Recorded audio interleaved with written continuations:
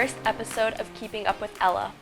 Today's topic is about mental health and teenagers during the time of high school and young adults. Today, we have two of the four social workers. Can you please tell us your names and how long you've been working here at DHS? Sure. My name is Kathy Thomas, and I've been working at Dartmouth High School for 20 years, and I'm an LICSW. I'm Amy Glacier. This is my second year at the high school, and I'm also a licensed social worker. So I do have some questions for you guys regarding why is it important to educate yourself on mental health and be aware of it? So I think it's important to be aware of mental health because it's a part of your overall health. So just like we're paying attention to our physical health by caring about the things that we eat and put into our body, it's important to focus on your mental health as well. And, taking care of your brain just like you take care of your body. And exercise is very, very important for our overall mental health.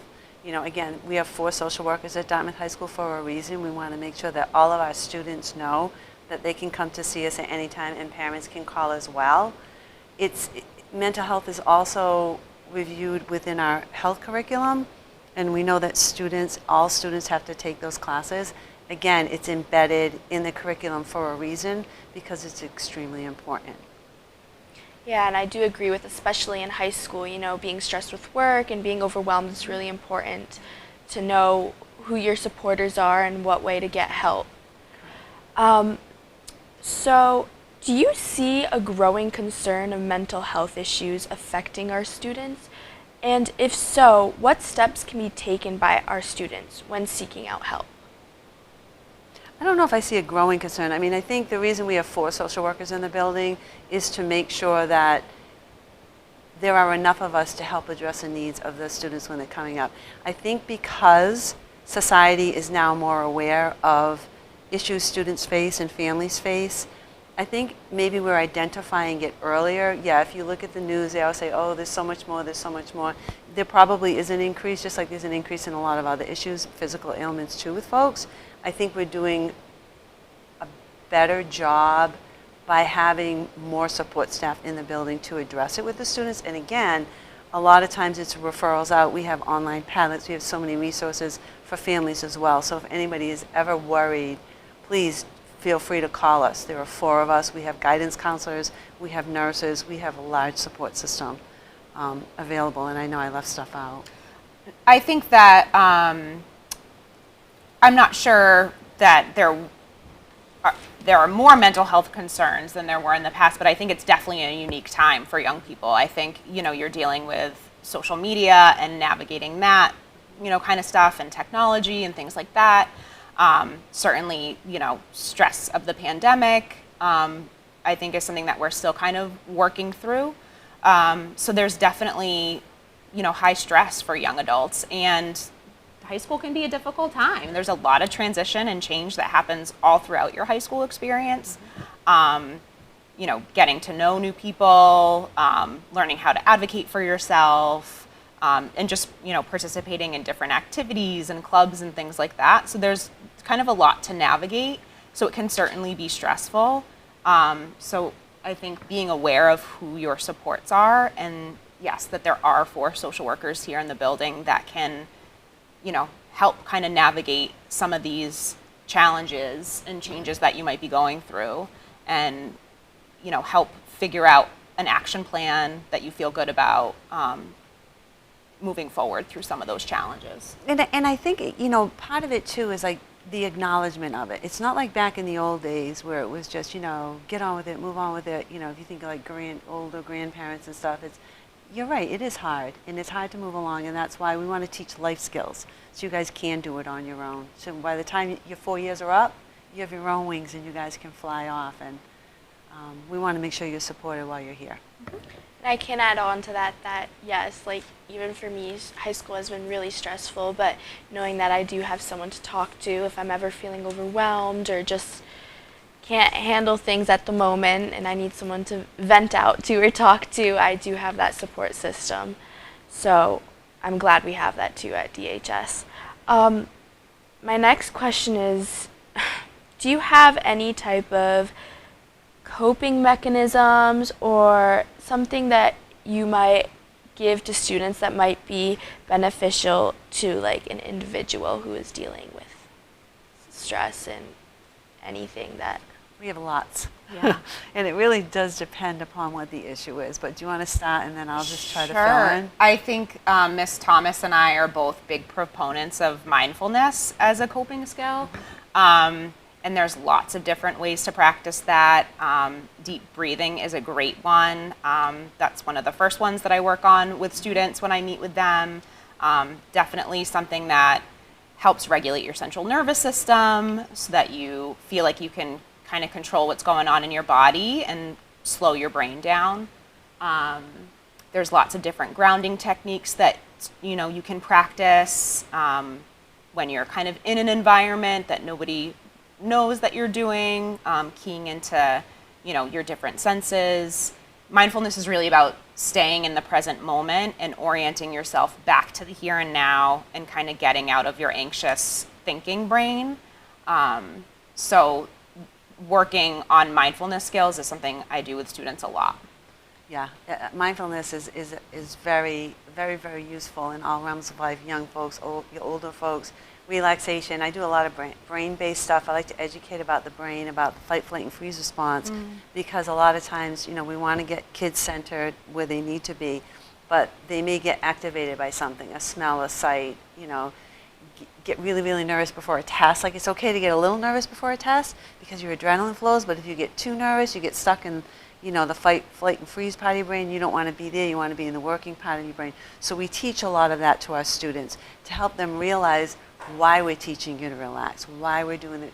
And it's like, oh, that's why the deep breathing works, because it slows you down, and then it signals to the, the part of the brain, the amygdala, oh, there's nothing that's going to hurt me. I can calm down, because once you're activated, it's just fight, flight, and freeze. You've got to get out of there. And so we do a lot of different strategies. What do we forget? There's a lot. We teach social skills, life skills. Again, we're big proponents of, we want to make sure our kids are ready when they leave us, that they have these strategies and they know that they can always call us even when they graduate. And the families, we do want families not to feel like they're stuck and all alone, that they can call us and we can help with whatever, referrals. We have online resources. We can give you resources. We can mail them home. We can give them to the students, because some of our parents, our guardians are older, so maybe the online resources aren't as readily available, or it's not as easy for them. So we will send things home for folks to help them with those outside resources when needed. That's wonderful. I love how you guys really have a lot to give and to help and are really there for the students whenever they need them. We're constantly going to professional developments, all of us. We usually use more than our two, just because we need to. We need to keep on top of everything, and we're always sharing our resources with one another. That's why it's so nice to have 4 of us. Plus our guidance counselors and our nurses. I can't forget. Absolutely. We're a team. That's how it works. So I feel like this is a big, like you said, it's the normalization of mental health. It's become better than back in the olden days. So, but there is still some that we need to, we can always improve. So what do you think, how can we get better, improve on normalization with mental health? Education. Yeah, I think that's a big mission of ours as the social workers in the building is education and just visibility. We've, earlier this year, we had a sort of mental health day where we were up in the cafeteria for all of the lunches, and we were handing out goodies and just introducing ourselves. There's Miss Thomas created a board outside of the guidance office that has all kinds of resources related to mental health.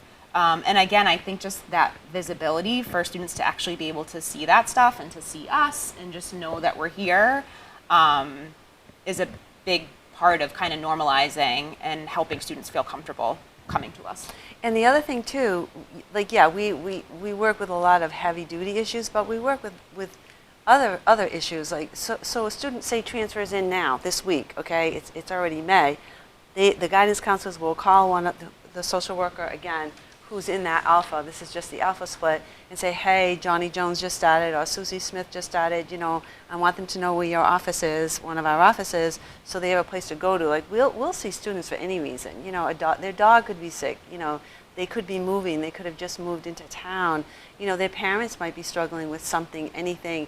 It might not even be a student issue, it could be a family issue, a grandparent might be ill. We see students for lots of different issues, not just, again, mental health issues. But again, I want to emphasize that, you say mental health, people think, oh my God, mental health. Yeah, it can be anything. Mental health issues can be anything. A 5-year-old nervous about going to school because they've never been in such a big building before. You can label it a mental health issue. I label it. It's just an issue the little kids have, and we have to teach them a strategy so they can get into the school and make some friends and want to go to school. It's just, again, maybe a reframing sometimes, but yeah, we're here for lots of different reasons. Yeah, I think we all go through challenges, and I think sort of normalizing that a little bit. It's okay to feel your feelings, and sometimes you're going to feel stressed, and sometimes you're going to feel nervous, and sometimes you're going to feel anxious. Yeah. So just making that okay. It's okay to feel those things. We don't want to labelize, basically, right? Yeah. We don't want to just, like, it's okay to feel those right. feelings. That's human. It's human to feel feelings. That's what makes us human.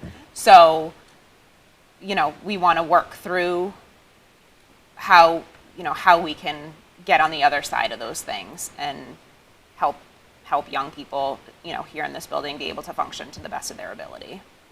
When someone breaks a leg, they get a cast on. And sometimes they have to use crutches, and sometimes students might need to use a wheelchair.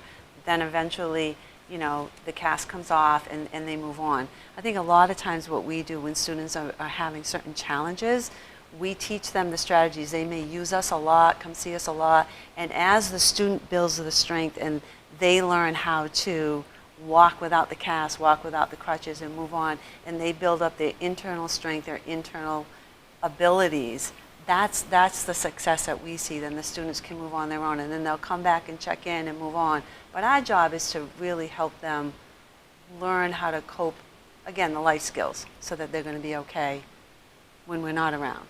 Teach them to not need us to learn. That's what the mindfulness and just all the other strategies we teach are so important, and why. Does that make sense? Mm-hmm. All right, well, I think that's all for now. Thank you so much, Ms. Glacier and Ms. Thomas, for coming on my show and speaking. I think this topic especially, thank you. And I want you to make sure that the audience knows about 988. yes, so 988, as Ms. Thomas just gave me a card, this is the Suicide in Crisis Lifeline. So there is an ability, and they're always open if you need to talk or if you need help. So yes, remember, and this is always there. So, but thank you so much, and I appreciate this is an important topic for me, and I'm sure for others, and that they know that they have help and that you'll be okay. You can make it through. Absolutely. So thank you. Thank you everyone for watching, and until next time, this is Keeping Up with Ella.